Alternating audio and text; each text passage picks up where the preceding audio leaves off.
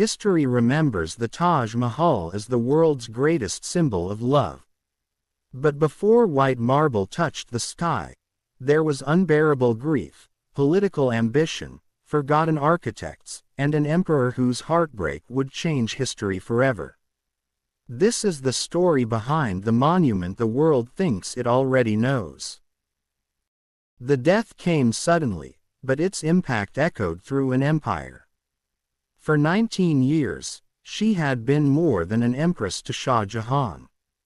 In the private language of the court, she was remembered as the light of his nightchamber, the one presence from whom he could never willingly separate himself. Their marriage had become legendary not simply because of rank or ceremony, but because of an attachment so complete that even within the guarded world of imperial power, it stood apart. Yet the very force of that devotion, joined with the relentless demands of dynasty, would become the source of tragedy.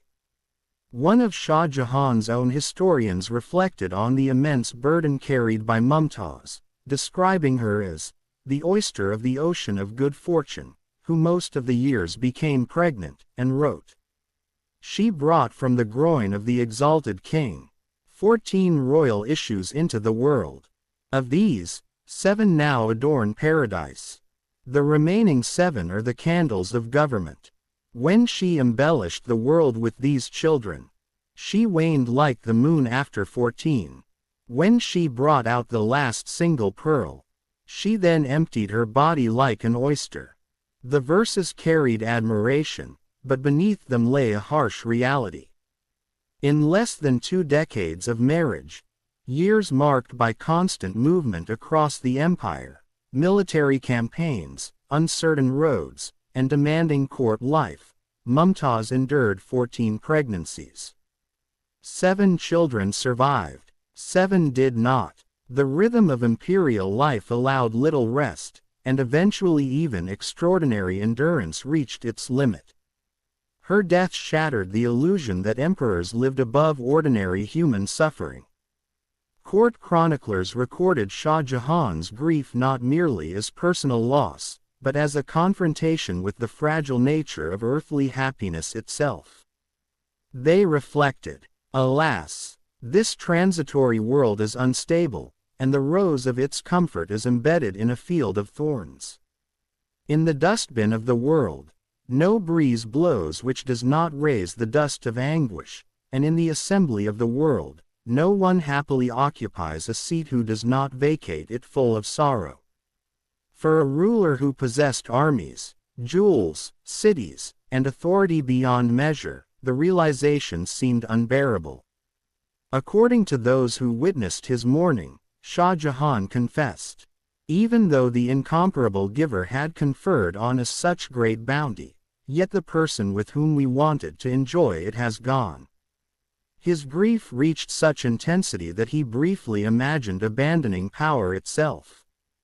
To his courtiers he declared, "If the world-creating God had not charged us with the custodianship of the world and the protection of all humanity, we would have abandoned kingship and taken up sovereignty over the world of seclusion."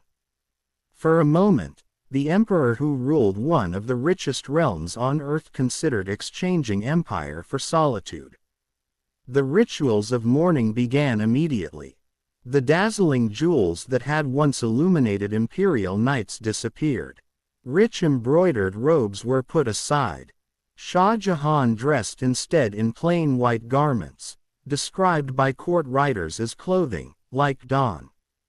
He would continue wearing white for 2 years and afterward every Wednesday, the day associated with Mumtaz's death. One of the greatest poets of his reign captured the transformation in a single image. Running tears turned his garments white. In Hind, white is the color of mourning. This choice carried meaning beyond personal sorrow.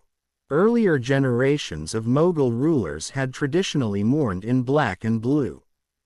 But under Shah Jahan, imperial custom absorbed the symbolism long associated with their Hindu subjects.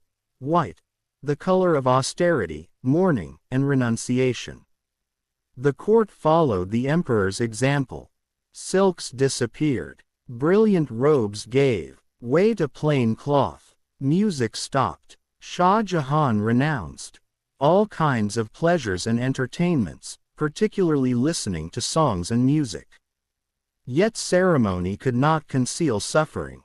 Court observers noted that grief revealed itself constantly despite his efforts to maintain imperial composure.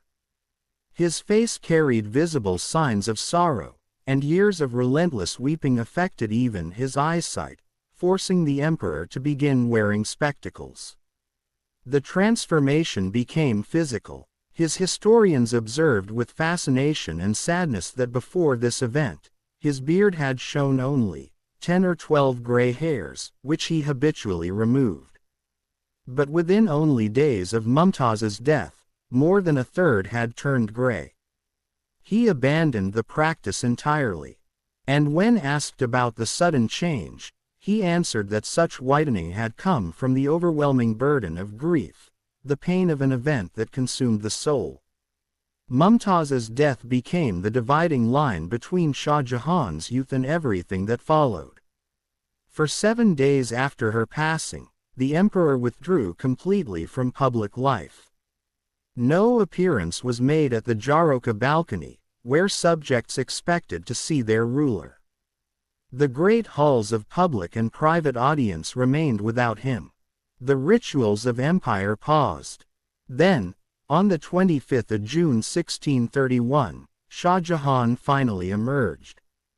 He crossed the Tapti River by boat and traveled to the gardens where Mumtaz had been laid to rest. There, according to court accounts, he stood at her grave and poured oceans of lustrous pearls of tears. The mourning extended into ceremonies that should have been joyful. Only days later, on the 4th of July, the annual Rosewater Festival arrived, a celebration usually filled with fragrance, luxury, and festivity. Tradition required gifts of jeweled flasks filled with rosewater, essence of hyacinth, and orange blossom. Shah Jahan fulfilled the custom. The gifts were presented to his children, to Mumtaz's father Asaf Khan, and to members of the imperial household. But the celebration had lost its spirit. The festival continued in form only, its atmosphere had become solemn and restrained.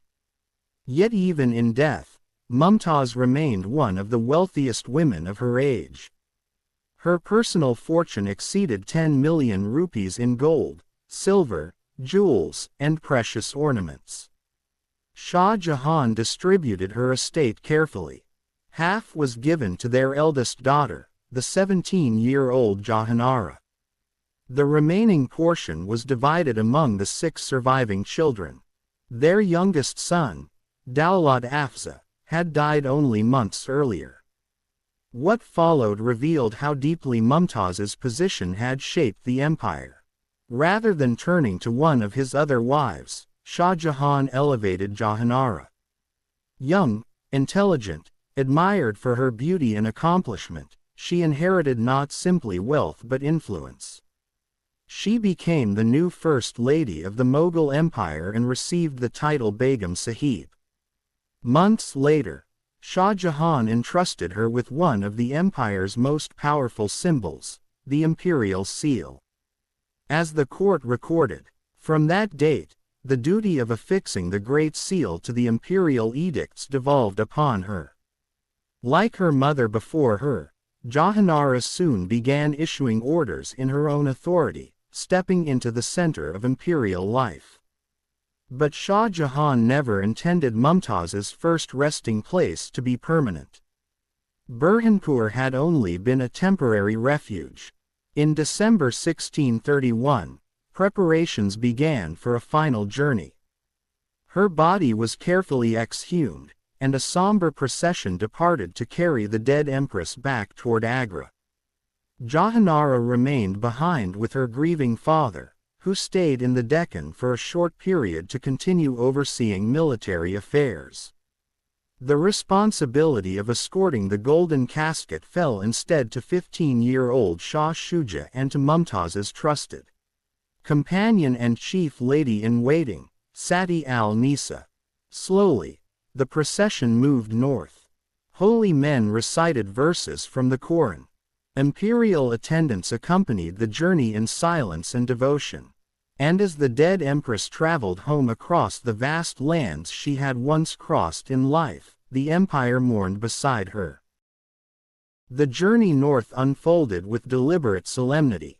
As the imperial funeral procession carried Mumtaz Mahal toward Agra, it became more than the transport of a queen's remains. It became an act of public mourning across the empire. Along the route, attendants distributed food, drink, and silver and gold coins among the poor, transforming the procession into a moving ritual of remembrance and charity. Every stop became a scene of devotion. Holy verses echoed through the air, and ordinary people gathered not simply to witness the passage of royalty, but to participate in a farewell that seemed to belong to the entire realm. As the cortege approached Agra, grief spread visibly through the city. One court poet later captured the atmosphere in unforgettable lines. The world became dark and black in the eyes of its people. Men and women of the city, from among the subjects and attendants, applied the indigo of grief to their faces. The words describe more than mourning. They describe a city overwhelmed by absence. When Mumtaz finally reached Agra, she was buried without delay inside a modest domed structure along the banks of the Jumna River. Yet even then, this burial was never intended to be permanent. Her resting place remained provisional, a pause rather than an ending. Far away in Burhanpur, Shah Jahan had already begun imagining something far greater. In the silence that followed her death, an idea had taken shape in the emperor's mind, a tomb unlike anything the world had yet seen. It would not simply preserve memory. It would illuminate it. That future monument would soon become known by a shortened form of her name, the Taj Mahal. But Shah Jahan's vision was not driven by a single emotion. At its center stood his enduring love for Mumtaz and his determination to preserve her memory beyond his own lifetime. Yet alongside that devotion existed two additional forces that had long shaped his rule: a deep understanding of architecture as a language of authority and a genuine passion for beauty, design, and monumental construction. For Shah Jahan, buildings were never merely buildings. They projected legitimacy. They displayed wealth. They turned political power into something visible. Some modern historians have attempted to question the depth of Shah Jahan's love for Mumtaz Mahal, reducing their relationship to convention or imperial symbolism. Yet such arguments sit uneasily beside the evidence left by the emperor's own court. Shah Jahan controlled his public image carefully. His official historians did not write independently, they wrote under imperial supervision. Their works reflected ideas the emperor approved personally, revising language when necessary. That means descriptions of his overwhelming sorrow, the constant signs of grief that appeared, involuntarily, on his face, and even references to his neglect of appearance were not accidental observations. They were narratives he allowed to stand. The official record went even further. It openly declared that his other wives enjoyed nothing more than the title of wifeship, and emphasized that the intimacy and deep affection he shared with Mumtaz existed for no other. The final tribute written in her honor summarized the relationship in extraordinary terms. She always had the glory of distinction and honor of preeminence, of the felicity of constant company and companionship, and fortune of closeness and intimacy with His Majesty. The friendship and concord between them had reached such an extent the like of which has never been known between a husband and wife from among the classes of sovereigns, or the rest of the people, and this was not merely out of carnal desire but high virtues and pleasing habits, outward and inward goodness, and physical and Spiritual compatibility on both sides had been the cause of great love and affection and abundant affinity and familiarity. Those words become even more remarkable when viewed in the world in which they were written. This was a society where men publicly held authority, where rulers often had multiple wives, and where emotional dependence on a single consort was rarely presented as admirable. Open grief, especially grief powerful enough to disrupt government, could be interpreted as weakness rather than strength. And yet Shah Jahan allowed precisely that image to endure. History offers many examples of rulers honoring the dead through architecture. The pyramids of Egypt transformed royal memory into stone. Near Xi'an, the buried terracotta army guarded an emperor into eternity. The Ming tombs outside Beijing preserved dynastic prestige. In Japan, elaborate mausoleums for dead shoguns rose at Nikko between 1616 and 1636. But these monuments usually celebrated rulers themselves. Shah Jahan's project was different. His greatest architectural ambition would place not the emperor, but his queen, at its center. The Mughals fully understood what architecture could accomplish. Monuments inspired obedience. Scale produced awe. Buildings reminded subjects of the overwhelming reach of imperial authority. Earlier generations had already expressed this philosophy openly. Abul Fazl wrote, "Mighty fortresses have been raised which protect the timid, frighten the rebellious and please the obedient. Imposing towers have also been built, and are conducive to that dignity which is so necessary for earthly power." Later, Shah Jahan's chronicler Lahori described imperial construction in similarly grand language. Construction of these lofty and substantial buildings which, in accordance with the Arabic saying, "Verily our relics tell of us," will speak with mute eloquence of His Majesty's God-given aspiration and sublime fortune. Lahori would eventually describe the Taj Mahal itself as a memorial to the sky-reaching ambition of Shah Jahan. Yet ambition alone cannot explain the project. If architecture and imperial image had been his only goals, the emperor could easily have built another fortress, another palace, another symbol of conquest. Instead, he chose a mausoleum, and at its center stood Mumtaz. In doing so, Shah Jahan entered a much older tradition. The idea of monumental tomb building stretched deep into the history of his ancestors across Central Asia and India. Legends claimed that Genghis Khan had ordered that no witness to his funeral procession should survive to reveal his burial place. Whether true or not, his descendants took a different path. They built. One of the greatest examples appeared in early 14th century Persia, where the Mongol prince Urgatu constructed an immense mausoleum in his capital of Sultania. Rising more than 160 feet high, its octagonal structure, crowned by an egg-shaped dome and surrounded by 8 minarets, introduced many architectural ideas that would later emerge in more refined form in Mughal design. Behind such monumental architecture stood technical innovation.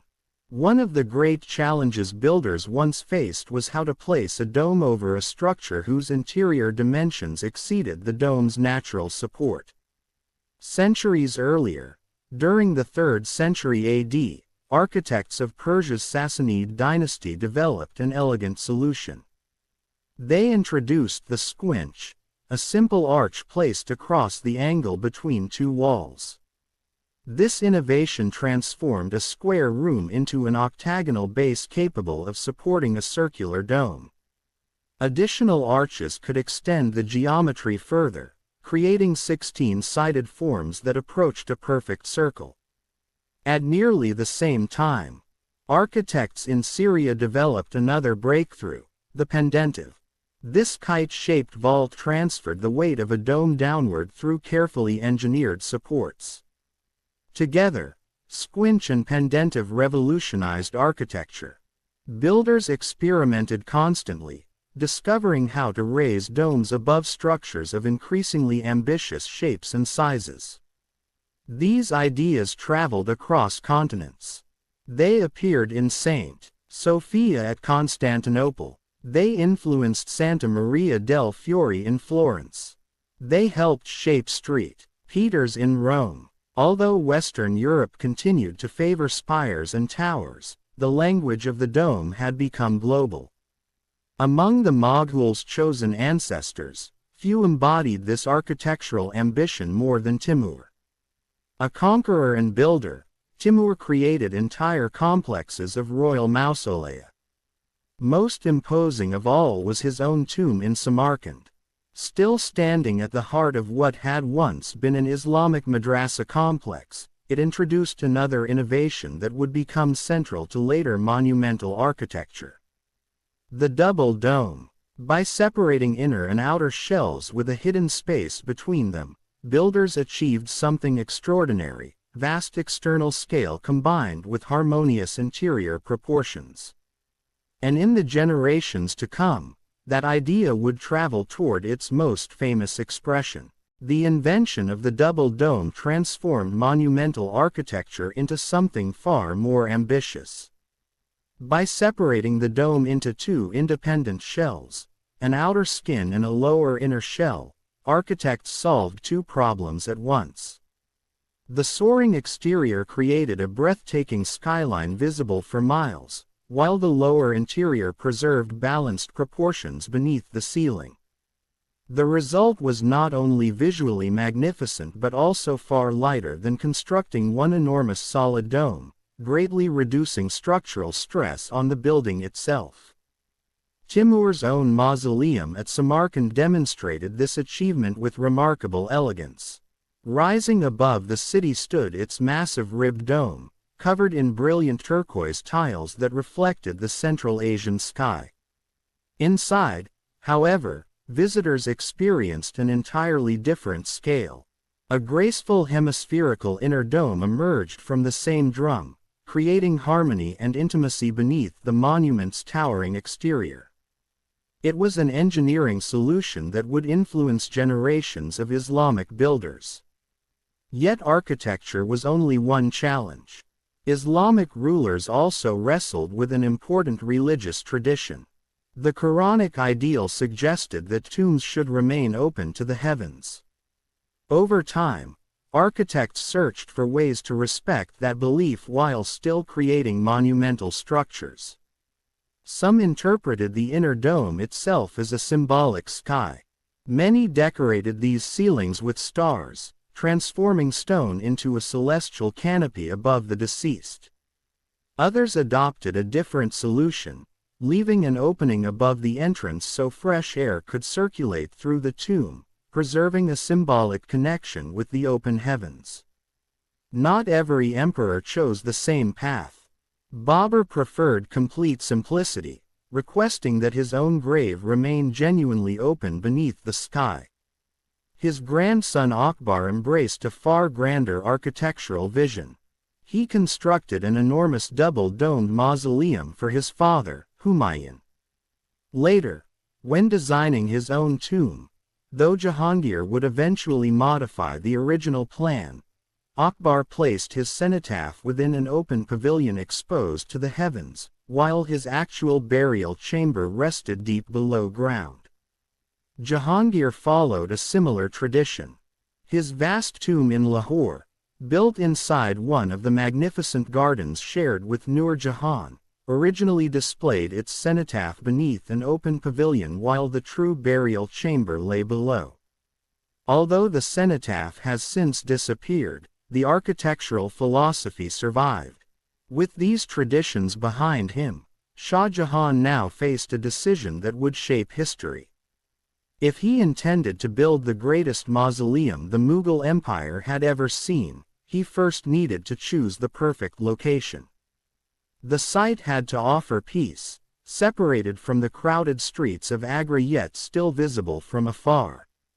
It needed constant access to the waters of the river Jumna, whose flow could nourish vast gardens, feed fountains and pools, cool the surrounding air during India's scorching summers, and provide a shimmering reflective backdrop for the monument itself. The river presented another practical challenge. Its banks had to remain stable, protected from destructive flooding and erosion. At the same time, the emperor almost certainly considered another deeply personal possibility, that one day his own tomb might stand nearby. Perhaps most importantly, Shah Jahan wished to see Mumtaz's resting place from the windows of Agra fort. The gardens where she had first been laid to rest lay directly within his line of sight. Eventually, the emperor selected a remarkable piece of land approximately 1.5 miles from Agra fort.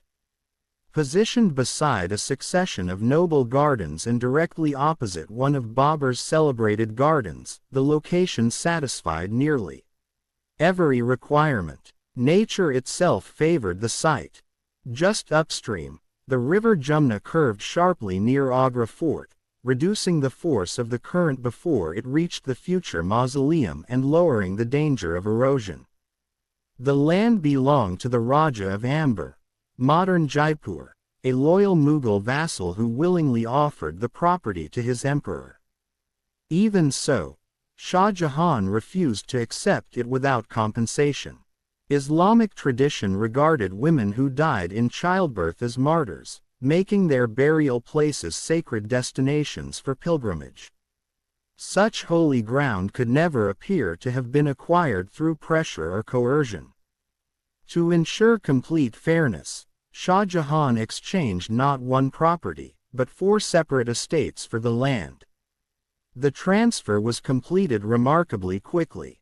By January 1632, before Mumtaz's body returned to Agra, the future site of the Taj Mahal already belonged to the emperor. It was here that the empress would rest temporarily while plans for an immortal monument slowly emerged. Designing such a complex required more than inspiration. It demanded the finest builders the Mughal Empire possessed. Shah Jahan naturally turned to the experienced architects and engineers who had already served both Jahangir and himself on earlier imperial projects.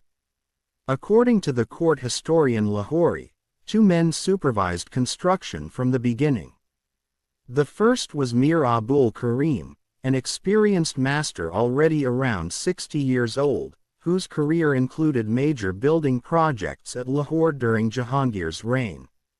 Alongside him stood Muhammad Khan, originally from Shiraz in southern Persia. Appointed Minister of Works shortly after Shah Jahan became emperor, Muhammad Khan functioned primarily as a gifted administrator rather than a practicing architect or engineer. His organizational skill earned repeated promotions, and in 1641 he became governor of Delhi, where he later supervised construction of the magnificent Red Fort in the new imperial capital of Shahjahanabad. Curiously, however, Lahori never identified the architect responsible for the Taj Mahal itself. Nor did any other contemporary chronicler. To modern readers, this omission seems surprising. In the Mughal world, however, architects often worked collectively and generally ranked below the chief superintendents of construction. There were no formal architectural schools. Builders learned through apprenticeship, advancing from the ranks of highly skilled craftsmen. Because no official source recorded the chief architect's name, debate has continued for centuries. One of the most famous claims came from the Portuguese missionary Sebastian Manrique, who visited Agra in 1640. He wrote that the architect was a Venetian named Geronimo Veronio, who had arrived in India aboard a Portuguese ship and died at Lahore shortly before Manrique's arrival. For generations, many Europeans enthusiastically embraced this story. Part of that enthusiasm reflected a desire to associate Europe with one of the world's greatest architectural masterpieces. Part of it, unfortunately, also reflected the racial prejudice of the period, the belief that such extraordinary beauty could not have been created by a non-European designer. The historical evidence tells a very different story. European influence on Mughal architecture remained extremely limited. Had a Venetian architect designed the Taj Mahal, scholars would reasonably expect at least some recognizable European architectural elements within the complex. None exist. Even more telling, Manrique stood completely alone in making the claim. Other European visitors never repeated it. Among them was the English traveler Peter Mundy, who happened to be in Agra as construction began. Mundy personally knew Geronimo Veronio, yet he never identified him as the architect of the Taj Mahal. Veronio's own grave offers another revealing clue. After dying at Lahore on the 2nd of August 1640, his body was brought to Agra for burial in the Christian cemetery. The well-preserved Latin inscription on his tombstone simply states, "Here lies Geronimo Veronio. Died at Lahore on the 2nd of August 1640. Had he truly designed the Taj Mahal, such a remarkable achievement would almost certainly have appeared on his memorial."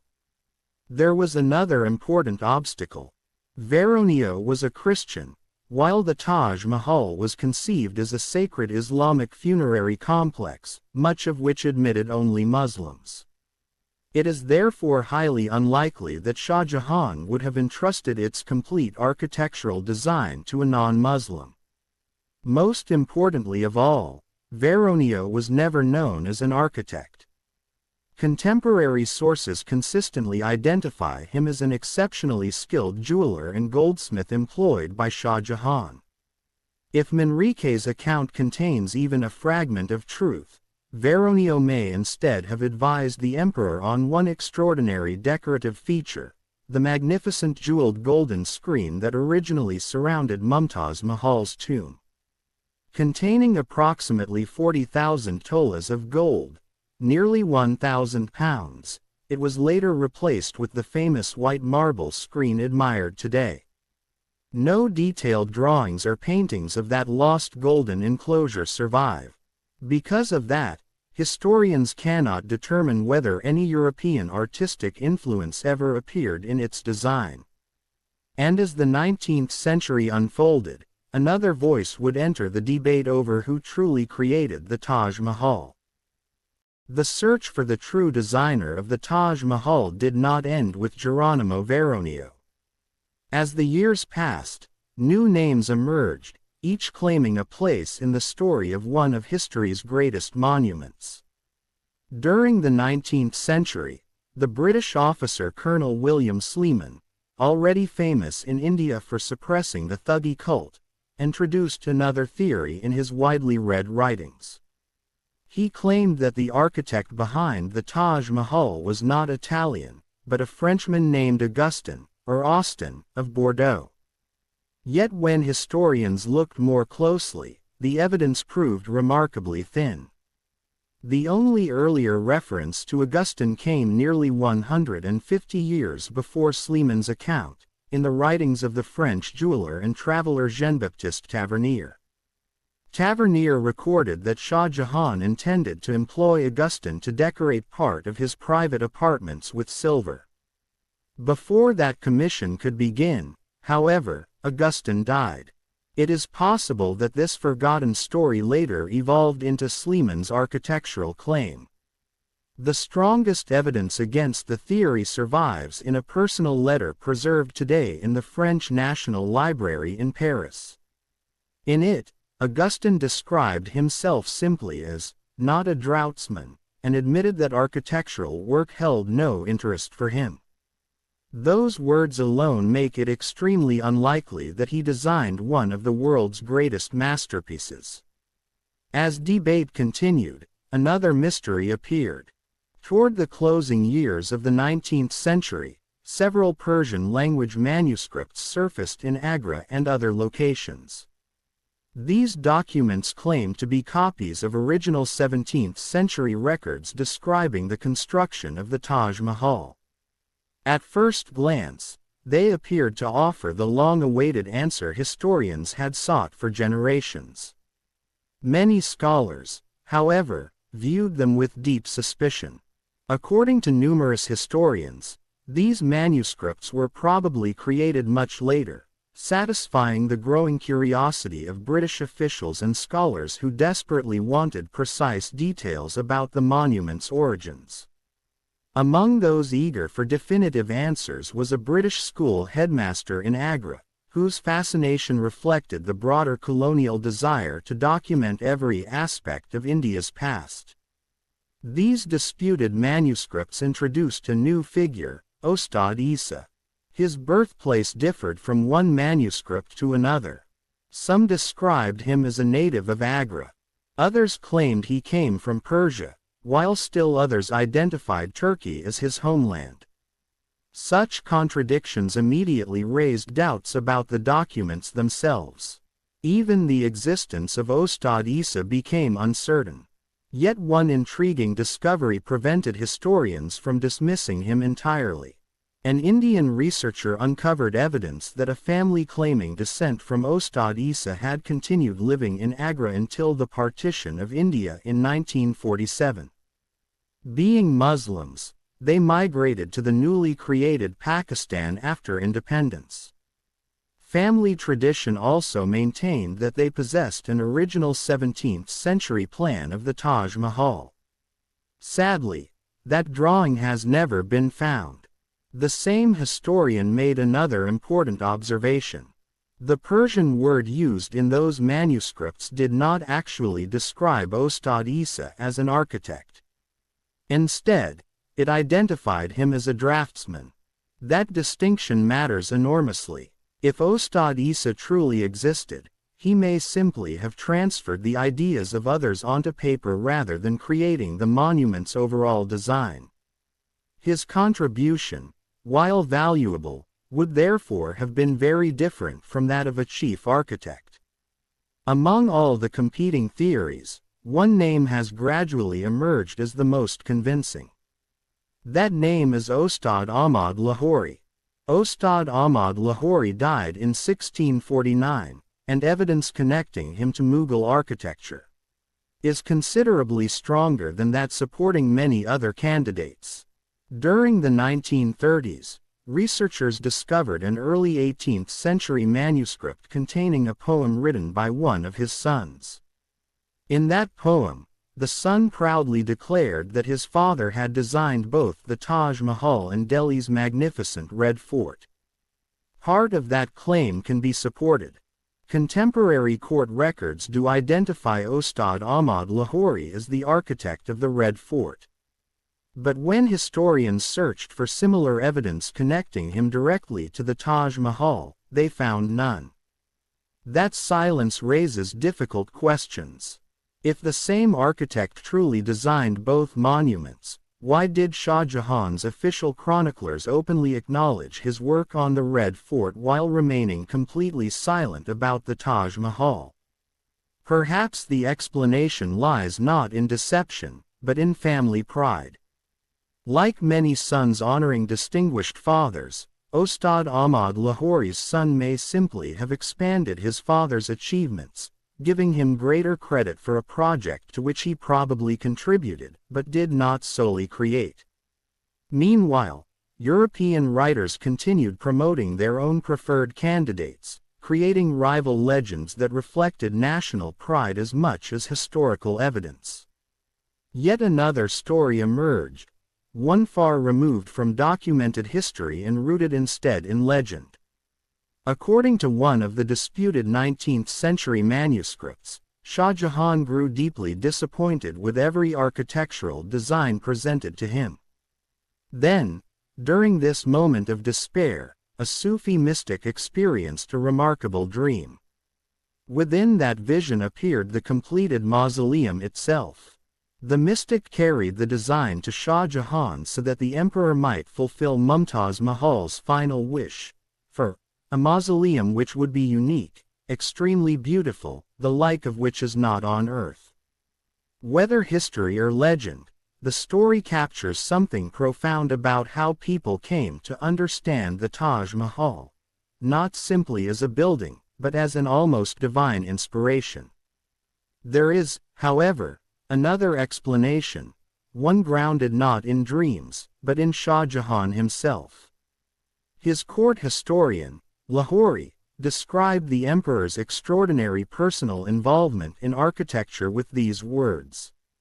The royal mind, which is illustrious like the sun, pays full attention to the planning and construction of these lofty and substantial buildings, which, for ages to come, will serve as memorials of his abiding love of constructiveness, ornament and beauty. The majority of the buildings he designs himself, and on the plans prepared by skillful architects after long consideration he makes appropriate alterations and amendments. Like many royal chronicles, these statements may exaggerate the ruler's role. Powerful patrons have often claimed greater involvement in artistic projects than they actually possessed. Yet Shah Jahan's passion for architecture was genuine. Even during his youth, Emperor Jahangir had praised his son's remarkable understanding of design and construction. After Mumtaz's death, that interest became deeply personal. Unlike palaces, forts, or audience halls built for empire, this monument would preserve the memory of the woman he loved above all others. It is entirely possible that Shah Jahan shaped the original concept himself, repeatedly revised architectural plans submitted by his advisors, and influenced so many aspects of the final design that no single architect could honestly claim sole authorship. Perhaps that is precisely why history never records one definitive name.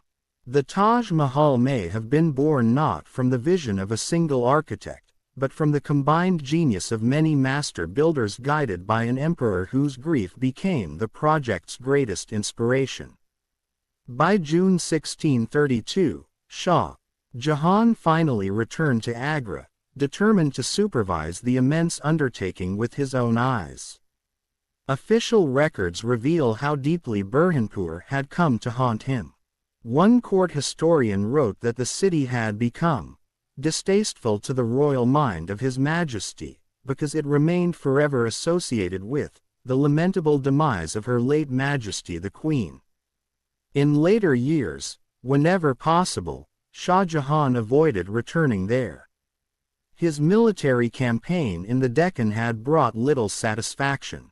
After more than 2 exhausting years of warfare, thousands of Mughal soldiers had perished, not only in battle, but from famine and disease. Despite enormous effort, the campaign achieved only limited gains. The ruler of Ahmednagar soon violated the peace agreement he had recently accepted. At the same time, the sultans of Golconda and Bijapur also resumed their resistance. With only a handful of captured forts and a weary, depleted army to show for years of conflict, Shah Jahan handed command to his trusted general, Mahabad Khan. Even that experienced commander could not fully control the region's tangled political rivalries. By the time Mahabad Khan died in October 1634, the Deccan was once again simmering with unrest, forcing Shah Jahan to launch repeated military expeditions in the years that followed. Yet the emperor reached Agra at exactly the right moment. His arrival allowed him to attend the Urs, the annual ceremony honoring the dead, which would mark the first anniversary of Mumtaz Mahal's passing. The English traveler Peter Mundy witnessed the extraordinary return of the imperial court. He described an endless procession stretching across the landscape. All the face of the earth, so far as we could see, was covered with people, troops of horses, elephants with innumerable flags, small and great, which made a most gallant show. At the center of that magnificent procession rode Shah Jahan upon a dark gray horse, accompanied closely by his beloved son, Dara Shuko. On the 11th of June, 6 days before the anniversary of Mumtaz's death, The emperor entered Agra fort shortly after midnight inside a closed palanquin, the hour his royal astrologers considered most favorable. The anniversary ceremony itself combined overwhelming splendor with profound sorrow. The royal household raised magnificent pavilions throughout the gardens surrounding Mumtaz's sacred grave. Rich carpets covered the ground, while extraordinary displays of food, beverages, sweets, perfumes, fragrant oils, and delicacies filled the ceremonial grounds beyond imagination.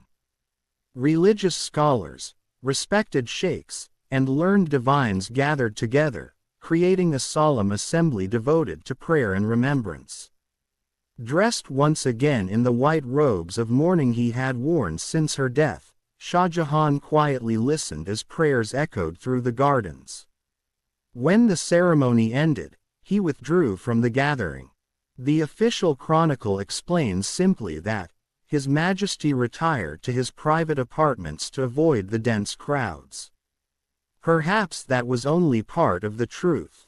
More likely, the emperor wished to face his grief alone.